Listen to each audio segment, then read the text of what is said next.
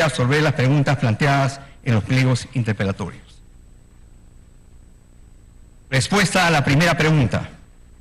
Por su intermedio, señor presidente, daré respuesta a las preguntas planteadas ante el Honorable Congreso de la República. Entre las funciones específicas asignadas al Ministerio de Defensa, aprobadas en el Decreto Legislativo 1134 del 10 de diciembre de 2012, se encuentra la de establecer lineamientos educativos de las Fuerzas Armadas, órganos académicos y organismos públicos adscritos, así como desarrollar programas de educación conjunta y otros de preparación para la defensa y el desarrollo.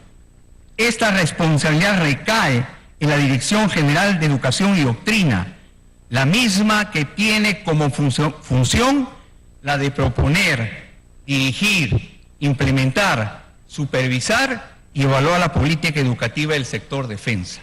Y son las instituciones armadas las encargadas de su implementación y aplicación. Cabe señalar que la preparación y formación militar se basa en un modelo educativo enfocado en competencias, valores y preparación física, impartido a través de los comandos y direcciones de educación y doctrina de las instituciones armadas. Señor presidente, permítame exponer que además de lo señalado y en atención a los nuevos retos en el campo educativo, el sector defensa este año ha emitido la resolución ministerial 0139-2023 del 13 de febrero, que aprueba la visión del sistema educativo del sector defensa, políticas y objetivos estratégicos en materia educativa para el periodo 2023-2025.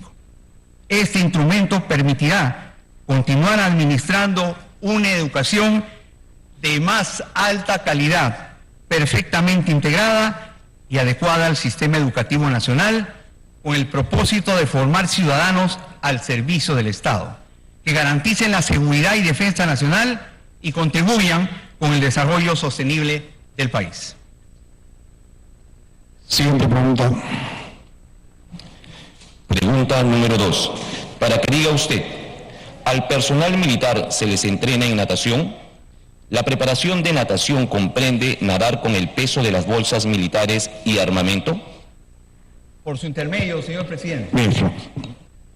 Permítame informar a la representación nacional que las instituciones armadas, Ejército, Marina y Fuerza Aérea sí desarrollan la preparación y entrenamiento del personal militar en natación, conforme a los sistemas de educación y de acuerdo a sus programas de instrucción de cada una de ellas. Señor presidente, por su intermedio, cabe señalar que en los procesos de selección que realizan las instituciones armadas para el ingreso a las escuelas de formación militar, una de las pruebas de rendimiento físico es la de natación, cuya aprobación es indispensable. Con respecto a si la preparación del personal militar en natación incluye el peso de bolsas militares, mochilas y armamento, la respuesta es sí, pues el entrenamiento del personal militar comprende la natación de combate, técnica que permite su preparación física y psicológica.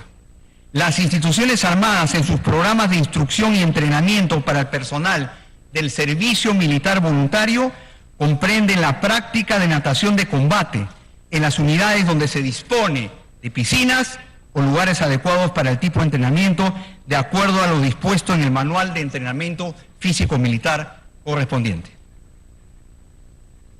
Siguiente pregunta. Pregunta número 3. Para que diga usted, ¿en el Ejército es usual que los militares no sepan nadar? A la fecha, ¿existe población militar que no sabe nadar? Y de ser así, ¿ha identificado un número o porcentaje? Señor ministro. Por su intermedio, señor presidente, permíteme informar a la representación nacional que, de acuerdo a lo expuesto por el Ejército del Perú, no es usual que los militares no sepan nadar, toda vez que en sus programas de instrucción y entrenamiento se considera la práctica de natación.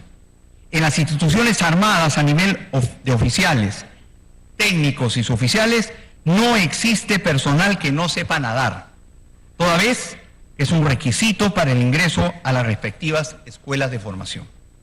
En el caso del personal del servicio militar voluntario, es entrenado y practica la natación en las unidades de fuerzas especiales y en aquellas donde se dispone que las condiciones necesarias sean para tal fin.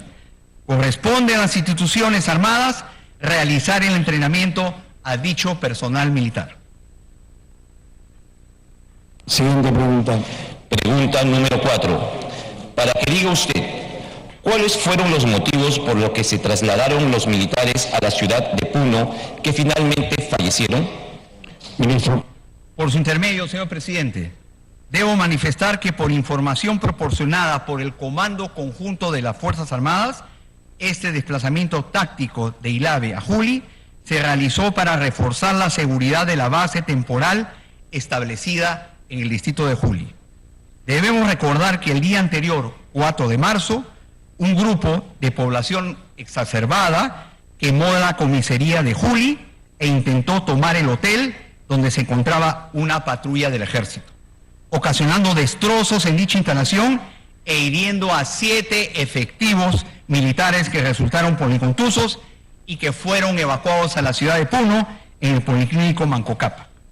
Por esta razón, el Comando Unificado de la Región Puno, CUMAC, Comando Unificado Manco Cápac, que fue creado mediante Decreto Supremo 018-2023 PCM y de acuerdo a ley, dispuso al componente terrestre a cargo de las acciones militares en la región, que refuerce y fortalezca la seguridad con patrullas provenientes de los distritos de Pomata y de Ilave.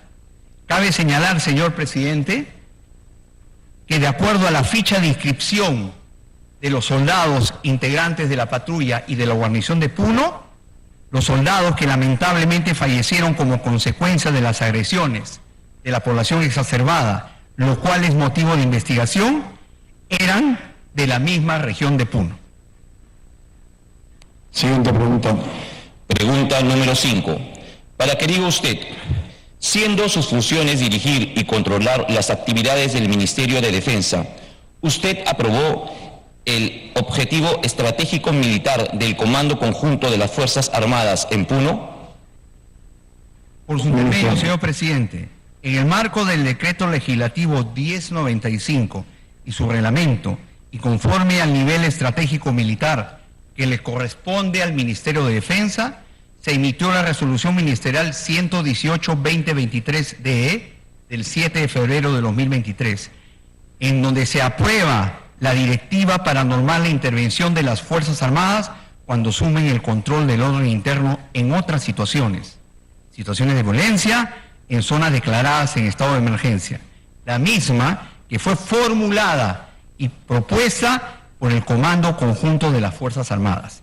Sin embargo, permítame aclarar a la representación nacional por su intermedio, señor presidente, que el Ministerio de Defensa no aprueba los planes de nivel operacional ni tácticos formulados por el Comando Unificado de Puno, CUMAC. Los objetivos estratégicos militares para la región de Puno son de nivel operacional. Los formula el Comando Unificado y los aprueba el Comando Operacional del Sur. El Comando Unificado de Puno, CUMAC, que se activó con el Decreto Supremo número 018-2023 PCM, es el que formula su plan de operaciones, donde define la misión del mismo y dicta las disposiciones para sus componentes. Siguiente pregunta. Pregunta número 6. Para que diga usted, ¿se realizaron trabajos de inteligencia que puedan prever enfrentamientos con la población? De ser así, ¿por qué los militares se habrían visto sorprendidos por la población en la ciudad de Puno y en un punto donde su única forma de salir de la zona sería cruzar el río Ilave? Ministro. Por su intermedio, señor presidente, de acuerdo a la información proporcionada por el Comando Conjunto, sí, se realizaron trabajos de inteligencia previos al desplazamiento táctico al mando de los jefes de patrulla, motivo por el cual el movimiento y desplazamiento de tropas se ejecutó en horas de la madrugada, con la finalidad de evitar el contacto con la población que se encontraba en la zona bloqueando los puentes.